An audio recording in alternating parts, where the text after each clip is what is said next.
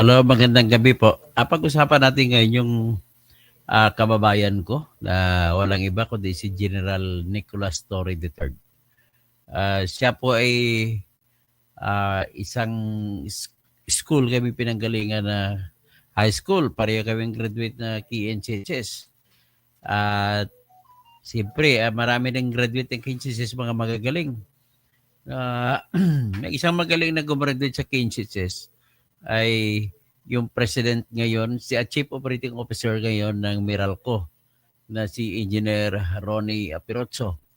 Siya po ay top notcher sa Electrical Engineering Board Exam. Graduate ng Mindanao State University, Marawi.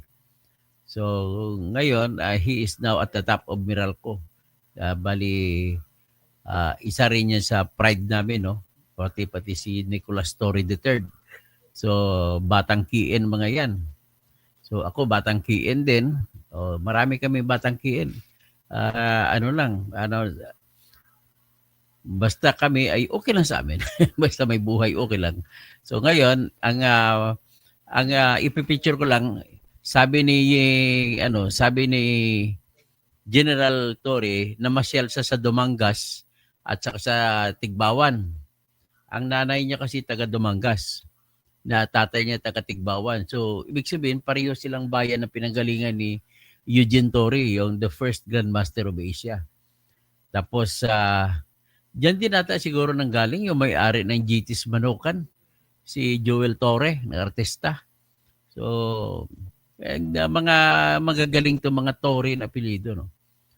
Siguro may angking talino, may angking galing. So, ito ngayon, pinipicture ko lang yung kababayan ko in a short feature. Kasi nung pumasok siya, hindi ko muna pag-usapan ko anong naging dahilan bakit napili siya.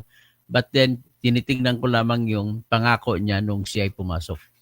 Yung pangako niya, yung 5-minute response.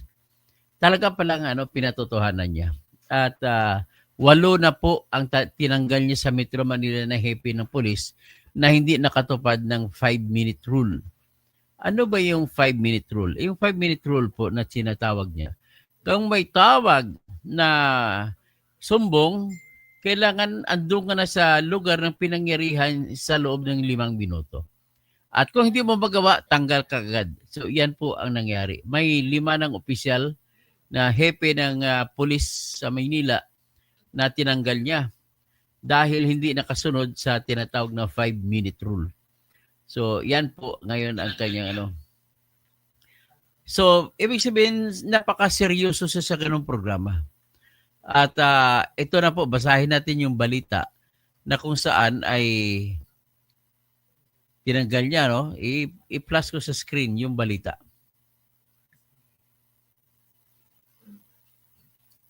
Yan ang balita. 8 police chiefs removed for failure to implement 5-minute rule response. Okay, policy.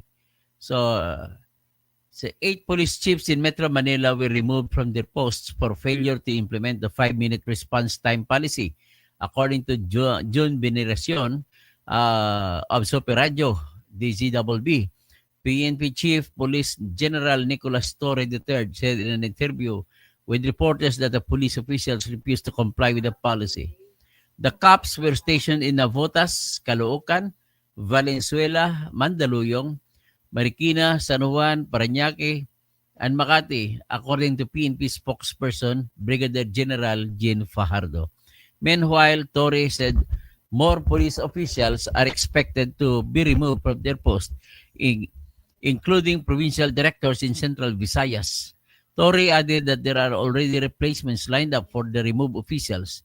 The PNP official said that the 5-minute response time strategy serves as a major departure from the traditional precinct-based, making the police presence a more mobile, proactive, and people approach. So, ibig sabihin, narinig ko rin siya magsalita na hindi na pwede sa kanya na yung mga pulis ay nandun na sa stasyon. Dapat, lumalabas, yung iba tumatambay sa mga 7-Eleven, tumatambay sa Jollibee, tumatambay basta nakikita ng tao na sa labas ng mga pulis ay naka-uniforme. Bawal na daw tumigil sa estasyon.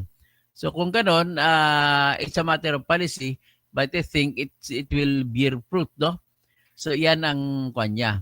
So ito naman ngayon, ang titingnan natin, ano pa may iba bang sinasabi niya, pinangako niya. Ang kanya, kapag umalis ka, alisin nga maraming naglilinya na gustong magiging hepe o ilalagay niya namang hepe. So that is all over the Philippines. So I just do not know how he will monitor it. Kasi nasa Maynila naman siya. Sa Quezon City ang kanyang kampo. Hindi ko alam kung paano niya mamonitor kung sino sumusunod at kung sino hindi. Siyempre maraming style dyan ng gibaan.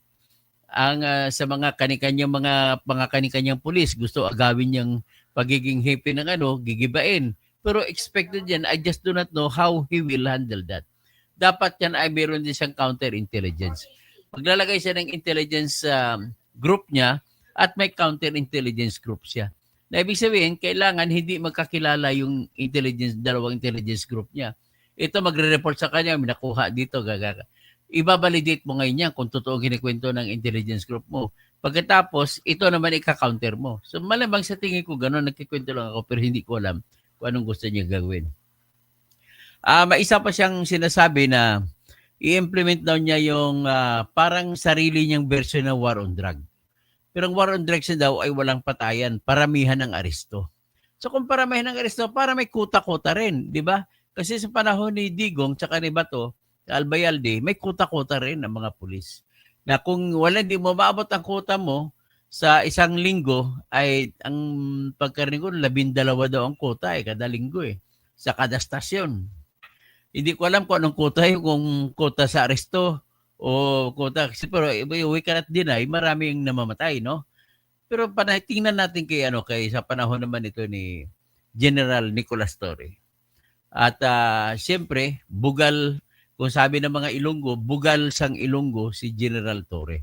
So, you make the Ilonggos proud, gumawa ka na maganda na hindi ka kamumuhian ng mga kapwa mo Pilipino sa iba-ibang mga lahi para magiging manatiling proud kami ng kaming mga Ilonggo speaking para sa iyo. So, anyway, you are the first to have come from the ranks of South Cotabato. South Cotabato na mga lumaki na kasi doon siya pinanganak sa Sulu. So, dahil na-assign lang doon yung tatay niya na Philippine Constabulary nung araw. So, ito na ngayon, papakita ko ngayon yung nagbumisita siya sa pinanggalingan ng kanyang nanay kung saan sa bayan ng Dumangas at sa kanyang pinanggalingan ng kanyang tatay na sa bayan ng Tigbawan. So ito, kinausap niya mga pulis doon. Tapos in-interview dyan siya doon ng mga taga Iloilo ng mga radio. So at least ito para nakita niya, ibig sabihin lang sa akin lang dito is si Nick ay nagpakita na seryoso sa kanyang sinasabi. Ay, good evening, my brother, no? Si Dennis Kausing, magandang hapon, no? Gabi pa lang, good evening pala, DJ Imya. At least, idol, nadakip ang mga masasama at makukulong. Walang kontrahin wag lang kontrahin si General Torre. Pagbigyan natin kababayan natin Edgar Nacion, Dr. Toto, good evening. Torre, nagtanggal ng mga kapulisan kasi hindi umabot ng 5 minutes. At tama nga tinanggal yung mga hindi pa umabot sa 5 minutes na response time. Si Dato Iski Gamblang, oy mga inaanak. Alaikum assalam. Ferdinand San Juan. Sige, baka magkita tayo sa Talayan.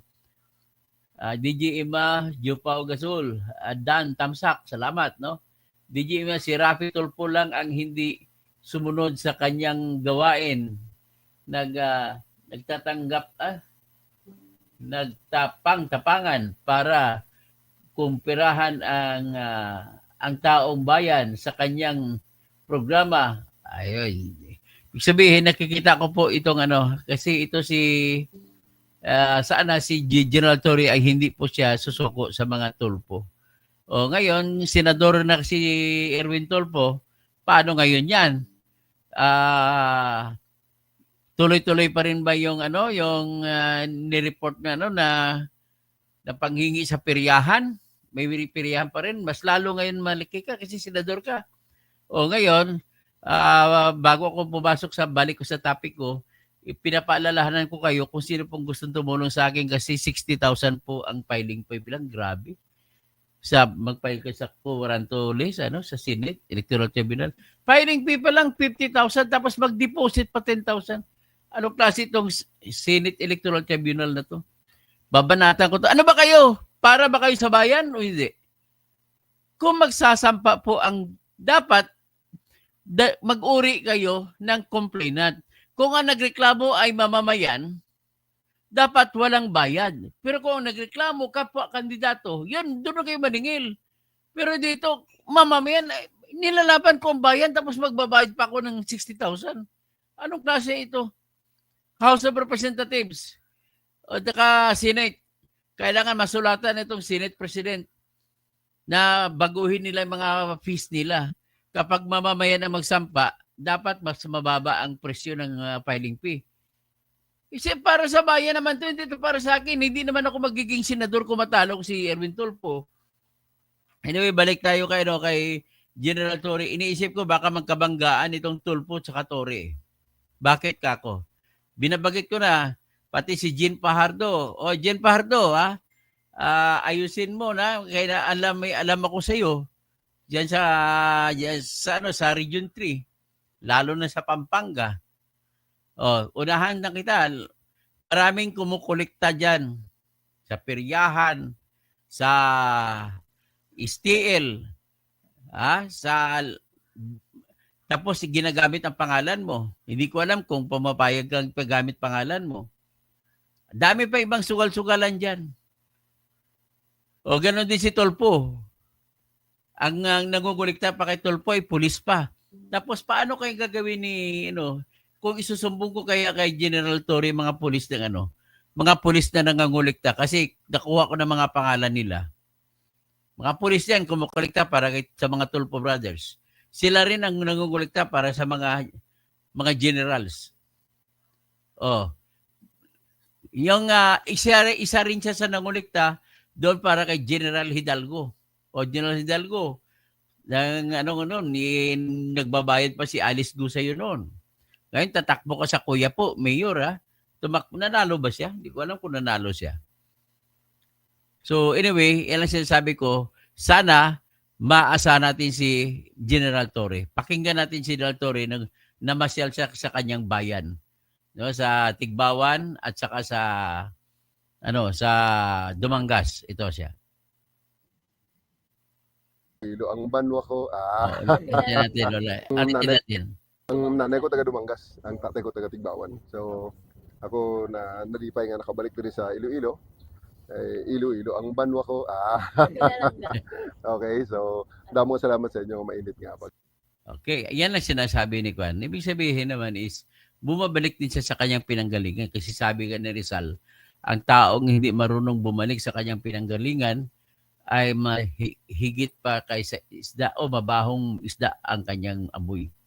Pero sabi ng iba, ang taong hindi marunong lumingon sa pinanggalingan, kung matinik ay malalim. Ano kaya? So anyway, hanggang dyan lang ang atin. In-expect ko kay General Torre, una-una, I'll give you a salute. Hindi ito salute na pagsuko sa iyo, kundi salute na paghanga sa iyo. Sana hindi mawala yung aking saludo sa iyo. Kailangan matapos mo 1 year and 9 months, magiging the longest PNP chief. Ang problema lang sana wag lang sana mabiglang si Sara ang presidente para walang problema. Okay? So anyway, naniniwala naman ako na ang alas talaga ni General Torre kung bakit siya pinili ay si Lisa Araneta Marcos. Kasi si Lisa Araneta Marcos ay Ilongga. Siyempre kung siya papiliin at hindi si Bongbong, kung si Bongbong, Ilocano kukunin niya. Pero kung si Lisa, Ilonggo kukunin niya. Okay, mag-shoutout na lang ako. Sabi ni Dick, kaso hindi marunong parang hindi marunong mag-Ilonggo yan. Mga magaling mag-Ilonggo yan. Doon yan lumaki. So, Cesar Hugar, doon lumaki sa aming bayan. Alam mo, akala ng mga Iloilo, o alam ni ano yan, alam ng inaanak ko na si Dato Iski Isgamblang na ang mga taga Coronadal ay marunong rin magsalita ng Ilonggo. Akala nyo, Iloilo lang marunong magsalita. Tapos Cesar Hugar, maayong gabi attorney. Shout out me diri Pulumulok. Taga Pulumulok pala eh. Tapos si Pagaw Baker, Dr. Ninyo Toto, Naimbang Rabim, bakit kaya hindi mag-petition ang mga kapwa kandidato ni Erwin Tolpo? No, titignan natin. Kaya dapat sila nag-petition, hindi ako. Tapos sino pa? Hindi ko na pwede sa Comelec. Okay, Heidi Labarigo, Atty. Toto, taga Pasig ka? Hindi po ako taga Pasig. Ang tatay ko taga Ahoy. Tsaka Barutak. Pero ang tatay niya taga Dingli. Okay. Ferdinand San Juan, tingnan natin ang idea at programa ni Chief PNP Nicolas Torre. Dato SK Isgamblang watching from Maguindanao, Bangsamoro, Autonomous Region in Muslim Mindanao. Talayan. Talayan ito. Tapos Edgar Nation, Dr. Toto, good evening. DGG Imya, at least dadol nadakip ang mga masasama. Okay, Dennis Kausing, kapatid ko.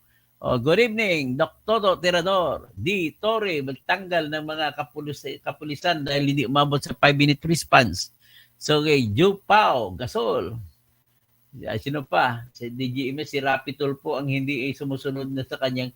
Tingnan natin. Baka pag mahilig pa naman pasikat ito si Kuan. Kasi mga Ilonggo kami, mga Tikalon kami. Alam mo ibig sabihin ng Ilonggo Tikalon? Kami mahilig kami maggumawa ng magmayabang, pero ang pinagmamayabang namin ay hindi naman nakabase sa katotohanan. Kagaya nito, bigyan ko kayo ng sample. Sabi sa nag-contest hambog yung Waray, Cebuano, Ilonggo. Ang panalo diyan lagi Ilonggo. Sabi nung Cebuano, sabi ng Waray, sabi niya meron sa kanila ay pensyonado ng US Navy at binigay doon sa kanya ni MacArthur ang yung pipa. Tapos ito naman yung Cebuano, siya daw ay negosyante sa mga barko at may siyam siya ng mga syota, ang tawag girlfriend, kung ang tawag sa mga Cebuano trato. Niregaluhan daw niya tig-16 hektaryas kwadrado pero sa lupa niya sa sementeryo. Ang Ilonggo naman, nagmamayabang, sa amin, wala yan. Kasi sa amin, ang pera, ang pera ay, ginapiko, ginapala. Sa kanta ni niya, sige, kantahin natin, sabi ni, kay Max Orban na kanta yan eh. Sabi niya, dito sa amon punsod sa Samar o Aglete ako gadyak ang pinakariko na pensyonado sa US Navy. Tapos yan ang kanta niyan. Tapos pagdating naman sa Cebuano, in town mga amigo, mantinir lang ako negosyo intos pungso at ang siyam ko ka mga trato, giabuhan ko sila regalo, sila tag-16 hektaryas kwadrado, sa akong yuta sementeryo, tawaran. Tapos pagdating naman sa mga Ilonggo, dito sa Amon Gidyapro. Wala yan, sabi dito sa amin, dito sa Amon Gidyapro. Sa Bacolod kag Iloilo, ako ang numero 1 nga asyendero sa tubo.